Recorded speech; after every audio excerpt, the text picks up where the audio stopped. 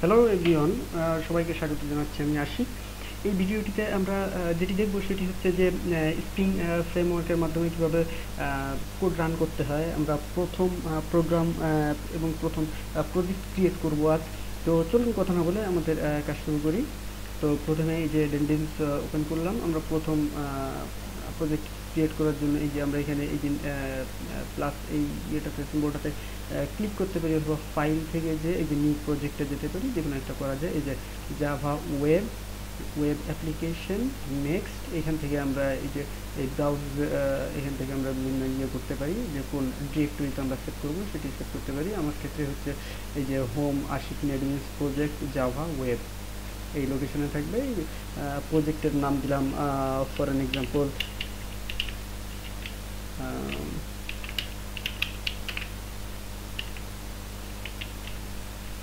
Spring MVC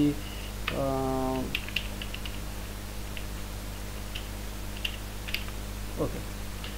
so next, এই যে আমরা এটা হচ্ছে আমাদের কনটেক্সট পাথ, মানে আমাদের ইউআরএলটা প্যাটার্নটা কেমন হবে সেটা। তো আমরা এখানে খুব ছোট করে দিতে পারি, যে আমরা এখানে দিতে পারি স্প্রিং এমভিসি প্রজেক্ট এসএমপি। ওকে, আমরা এই যে এখানে সার্ভার হিসেবে আমরা এখানে অ্যাপাচি টমক্যাট আমার একটা ইনস্টল করা আছে। আপনাদের যাদের অ্যাপাচি টমক্যাট ইনস্টল করা আছে তারা টমক্যাট ইউজ করতে পারেন। যাদের গ্লাস ফিশ তারা গ্লাস ফিশ ইউজ করতে পারেন, কোনো সমস্যা নেই। বাট টমক্যাট হচ্ছে অনেক লাইট ওয়েট, গ্লাস ফিশ থেকেও গ্লাস ফিশ অনেক ভারী। তো টমক্যাট ইউজ করছি আমি, যে জাভা EE7 ওয়েব এটি ইউজ করব, EE ভার্সন। ওকে নেক্সট, এই যে এখান থেকে আমাদের যে সিলেক্ট করতে হবে, প্রথমেই আছে স্প্রিং ওয়েব এমভিসি।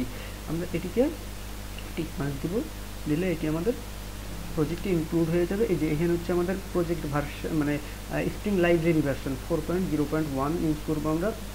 ইনক্লুড জিএসটিএল, এটি আমরা ইনক্লুড করে রাখবো, কারণ পরবর্তীতে যখন আমরা বিভিন্ন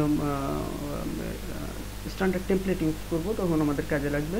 এই যে কনফিগারেশন, এই যে ডিসপ্যাচার, এই ডিসপ্যাচার কী জিনিস সেটা আপনারা জানেন।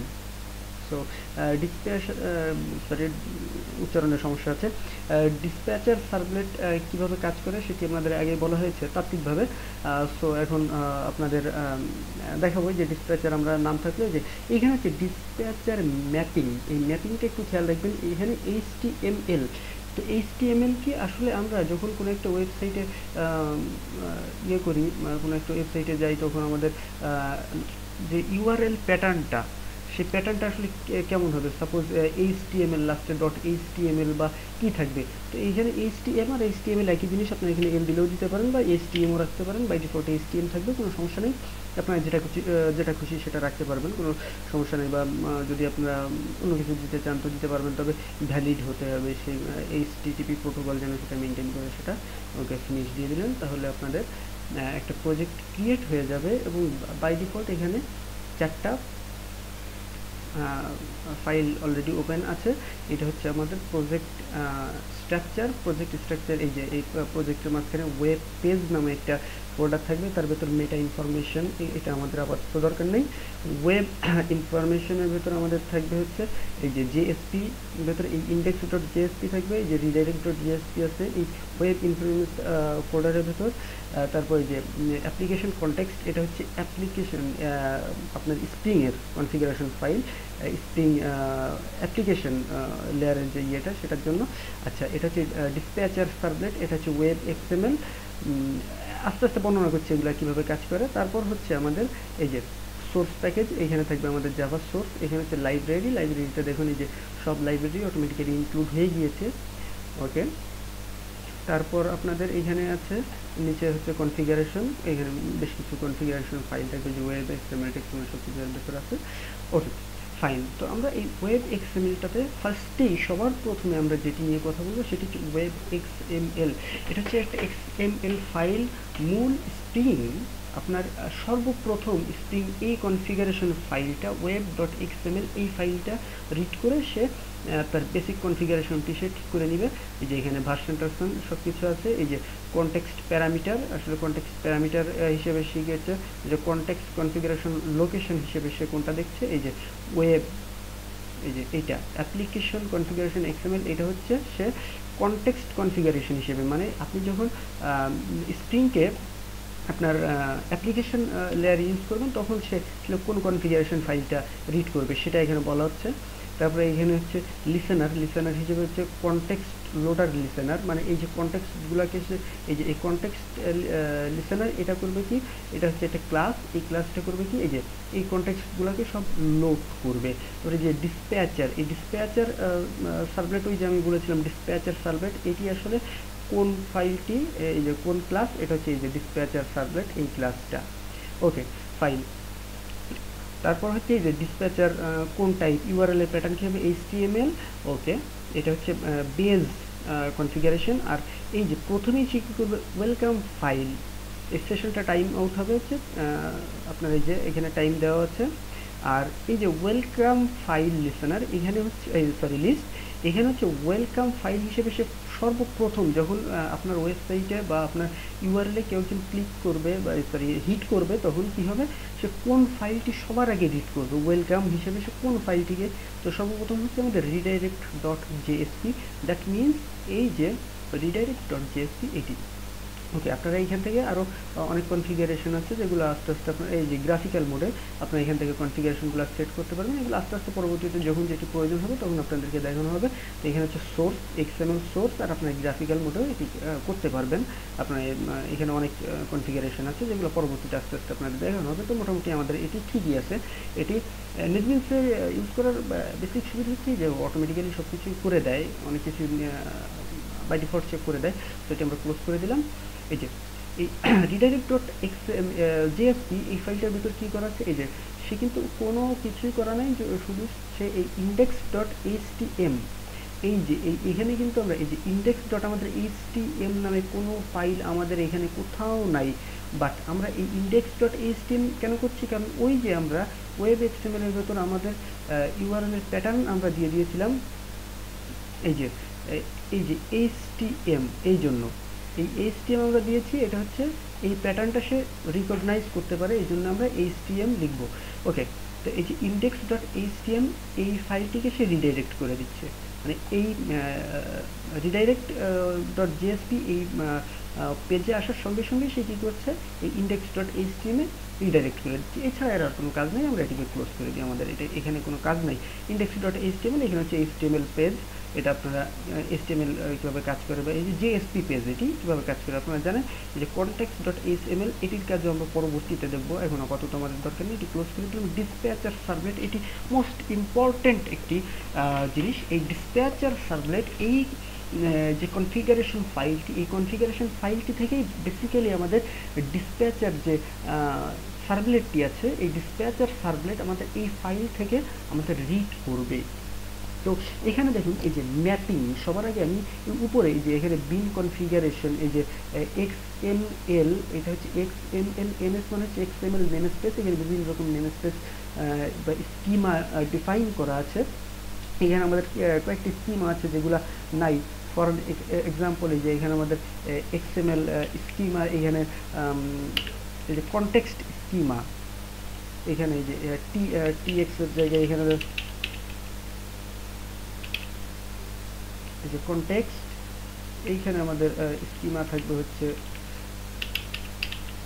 কনটেক্সট, তারপরে পরের লাইনে থাকবে হচ্ছে আপনাদের এইখানে থাকবে MVC, এরকম কনফিগারেশন। তো এই কনফিগারেশন ফাইলটা আমি আপনাদেরকে দিয়ে দিব, নিচে ডিসক্রিপশনে দিয়ে দিব। তো তার আগে আপনাদের বলি যে একটা লাইন করে আমি একটু ডিসক্রিপশন দিই, যে এই কনফিগারেশন এটি আপনাদেরকে আমি দিয়ে দিব, যেহেতু প্রোভাইড করবো, তো এটা আপনাদের দরকার নেই আপাতত, এইখানে এগুলোও আপাতত দরকার নেই। এই যে এই ফাইলটিও, এই সেকশন এটিও আপনাদের দরকার নেই, এই যে এটিও দরকার নাই, কারণ এগুলো আমাদের দরকার হবে না, আমরা এগুলো সব ডিলিট করে দিব। এখনই ডিলিট করে দিই। তো ডিলিট করে দিয়ে আমি একটা কাজ করি, আপনাদের প্রথমে আমি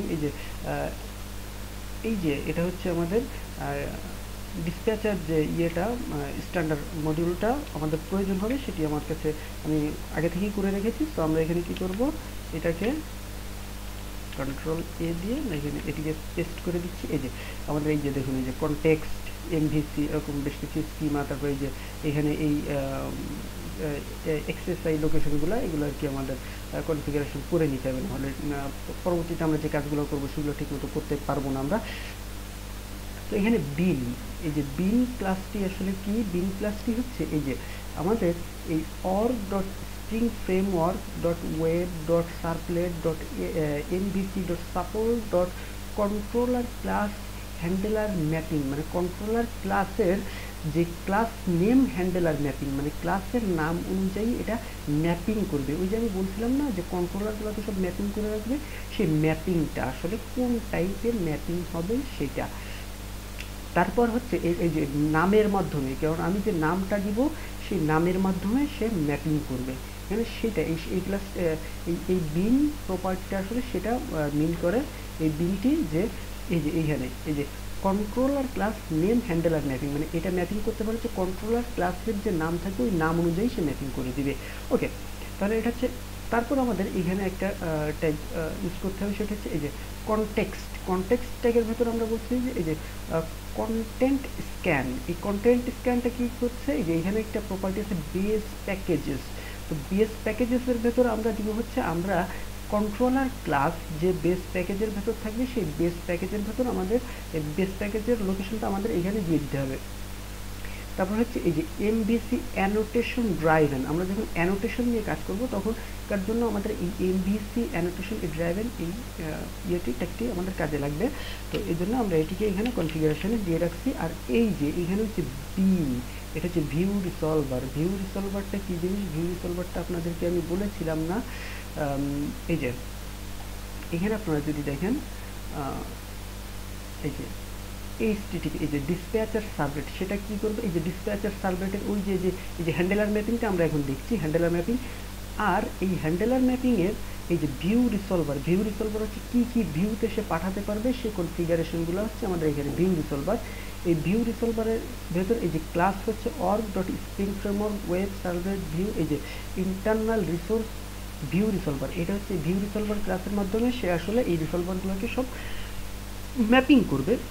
এই যে পি ডট প্রিফিক্স, মানে এটা কি প্রিফিক্স নিয়ে, এই যে এই রুট থেকে সে ওয়েব ইনফরমেশন জেএসপি এই ফোল্ডারের ভেতর যতগুলা জিএসপি ফাইল আছে সবগুলা জিএসপি ফাইলকে সে ম্যাপ করে রাখবে। তার মানে দ্যাট মিনস এই যে ফোল্ডারটি, এই ফোল্ডারটির ভেতর আমরা যতগুলা ফাইল এখানে দিব সবগুলা সে ভিউ হিসেবে চিনতে পারবে, এবং যেগুলো লাস্টে ডট জেএসপি থাকবে।